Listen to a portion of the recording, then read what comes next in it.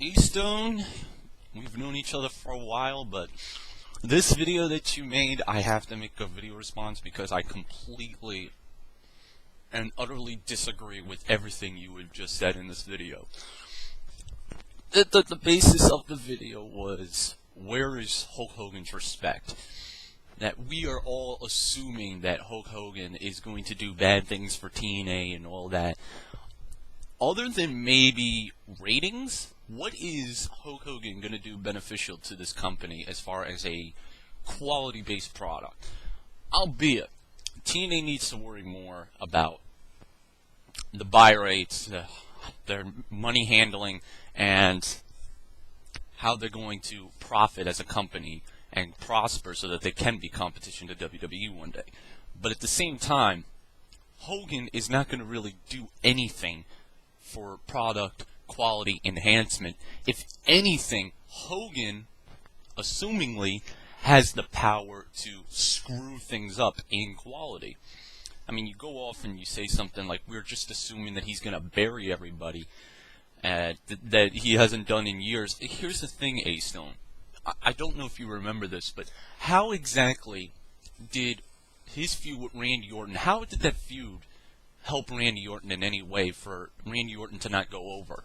Why didn't Orton go over in that feud? Fuck! Why didn't Shawn Michaels go over in their feud? And these feuds didn't happen too long ago. The Shawn Michaels feud happened 4 years ago, and the Randy Orton one happened 3 years ago. Orton did not prosper into that feud. If he would have won, that would have put him over like crazy, putting out the biggest legend of all time, especially since his gimmick at the time was the Legend Killer. The Shawn Michaels thing, I mean, Shawn Michaels, the feud after SummerSlam was supposed to continue, and Shawn was supposed to get a win. Hogan made the excuse that he couldn't wrestle, so they just had Hogan win that one time. How is that beneficial? Really? It's not. And the fact that Hogan can't even wrestle, what is his role in the company? Supposedly he's going to have Jim Cornette's role. Again, how is that going to help as far as a product quality? I mean, you talk about how none of us respect these legends when they come back. Here's the thing. When guys like Booker T come into TNA, the only thing that's going to get us positive about Booker T being in TNA is if he's going to help the young talent, which Booker T never did. Sting has not helped any of the young talent. Sting has not put over anybody in TNA. Not one. Not that I can think of. He didn't put over AJ.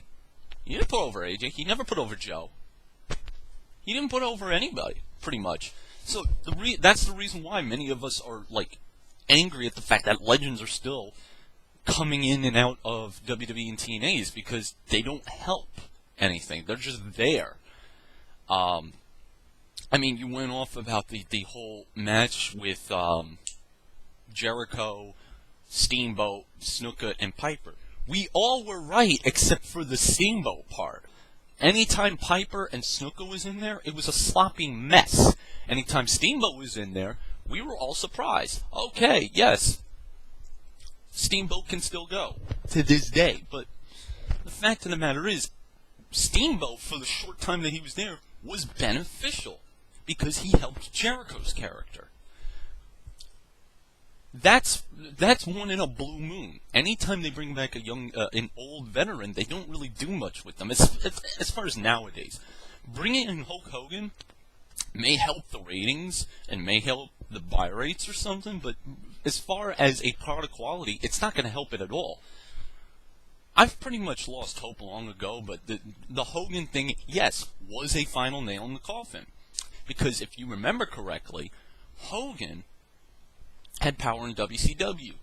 Hogan is one of the reasons that WCW started its little downward spiral, because of being in control, along with guys like Kevin Nash, who you, again, defended. Now, I'm not going to go heavy on Kevin Nash, because... Oh, that was my mouse. Anyhow. Kevin Nash, the problem... I'm not going to go heavy on Kevin Nash, even though I don't like Kevin Nash. The one thing I will respect out of Kevin Nash is that he does worry about the wrestlers' well-being. So I'll give Kevin Nash that, because Supposedly he's suspended for actually caring about Chris Sabin when he got hurt. So I'll give Kevin Nash that. He does care about another wrestler's well-being. But, again, I'll give Kevin Nash this also. Supposedly Kevin Nash is the one that got Samoa Joe's job. If that's the case, I'll give him credit there too. Scott Steiner hasn't done much except for a couple Frankensteins in that company. None of these legends are producing anything. So why should we go, oh, I respect you, I must bow down to you, if they're not going to do anything as far as wanting us to continue to watch this product. You brought up Jerry Lynn, which was the worst example you could have ever brought up, because, first of all, Jerry Lynn, yes, while he did win the Ring of Honor title, he still was helping talent. He helped Tyler Black. He dropped the title at the show that I was at, Manhattan Mayhem 3, go pick it up at ringofhonorwrestling.com, to Austin Aries, where Austin Aries was going to continue to develop his character. Jerry Lynn, beneficial, as far as the product quality, as far as helping talent. Hogan is not going to help talent. He will have power. He will have say. And, quite frankly, it's like, what is this going to do as far as the product quality? It's just going to continue into the route that we did not want to see TNA go through. We wanted to see TNA be an alternative to the WWE. I don't personally mind if they bring in some of the older talent like Sting and Booker T, as long as they are helping the young talent who need to be put over in order for us to care about them. Neither one has done that. Neither one has done anything to help talent. Although I do like Booker T, he hasn't done anything. Sting, same thing. He's just there, pretty much. And we all thought that Bound for Glory was going to be the night that was going to help AJ elevate to being an even bigger star, because he beat Sting in his final match. The match ended abruptly, and now Sting is considering to stay with the company even longer. So how does that help AJ in the long run? It doesn't hurt him too much, but it doesn't help him. So Hogan being in TNA may help ratings, but it's not going to help the product quality. It definitely isn't. Because now he's just, and he can't even wrestle, so he's just going to be there for segments. Which, again, what's the point of that? Especially since no one that I know of wants to see Hogan in TNA. He doesn't, Hogan being in TNA is, like, who cares as far as the product quality? It's a big thing because it's Hogan being in this new company, but come on, I mean, Hogan's not going to be beneficial as far as product quality. And if he is, if he comes into TNA and he starts helping talents like AJ Styles, Jay Lethal, Alex Shelley, Chris Sabin, who else? Consequences Creed, Daniels, Suicide, any of these talent that needs to get over in order to be a main event, Elijah Burke, or D'Angelo De Niro, whatever you want to call him. If he does that, I will make another video right now apologizing for everything I've said. If he starts benefiting the talent to help them get over, I will sit here right now and apologize for talking negative on Hulk Hogan. But until then, my assumption is pretty much justified because we all know how Hulk Hogan is every time he comes back.